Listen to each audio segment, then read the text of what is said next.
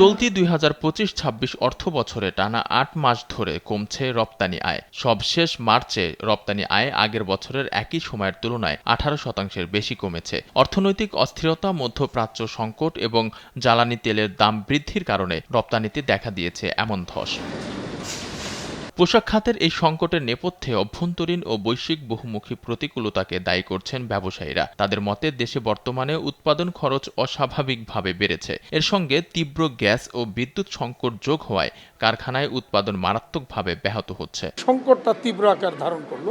আমাদের উৎপাদন কিন্তু প্রতিদিনই ব্যাহত হচ্ছে এই কারণে, কারণ লোডশেডিং এখন কিন্তু আরও আস্তে আস্তে কিন্তু বাড়ছে। এবারে যদি আমি 2 ঘন্টা বা 3 ঘন্টাও ধরি, তাহলে প্রতিদিন আমার 10 ঘন্টা ওয়ার্কিং আওয়ারের মধ্যে মিনিমাম 2 ঘন্টা কিন্তু আমার প্রোডাকশান হচ্ছে না, বাট আমাকে কিন্তু এই সময়টারও পয়সা আমার শ্রমিককে দিতে হচ্ছে। তাহলে একদিকে আমার প্রোডাকশান না করে পয়সা দিতে হচ্ছে, এতে আমার কস্টিং বেড়ে যাচ্ছে, মানে ম্যানুফ্যাকচারিং কস্ট বাড়ছে।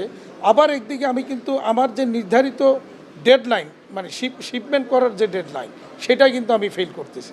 তারা বলছেন, জ্বালানি তেলের সরবরাহ কমে যাওয়ায় কারখানা সচল রাখা কঠিন হয়ে পড়েছে। সেই সঙ্গে পরিবহন ব্যয় বৃদ্ধির কারণে চূড়ান্তভাবে রপ্তানি আয় ক্ষতিগ্রস্ত হচ্ছে। $9 নিচে ছিল, $9 পার MMBTUর নিচে ছিল, সেটা কিন্তু $21-22 পার MMBTU হয়ে গেছে, প্রায় মোটামুটি ডাবলের থেকে বেশি হয়ে গেছে।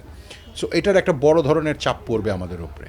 ইম্পোর্ট ছিল $8 থেকে $10 বিলিয়ন পার মান্থ, সেটা এখন কমতে কমতে অ্যাবাউট $5 থেকে $6 বিলিয়ন পার মান্থে নেমেছে। সরকারের ব্যাংক ব্যবস্থার উপর নির্ভরশীল যে ঋণের যেই ফ্লো, সেটা কমিয়ে আনতে হবে। এটা কমাতে গেলে এবং একই সাথে সাথে সরকারের যে ইনভেস্টমেন্ট, সেটাও বাড়াতে হবে। জ্বালানির বাড়তি দামের কারণে উৎপাদন ও শিপিং খরচ বেড়েছে। এতে প্রতিযোগী দেশগুলোর তুলনায় বাংলাদেশের সক্ষমতা কমেছে বলে জানান ব্যবসায়ীরা। আলভি রায়হান, দেশ টিভি, ঢাকা।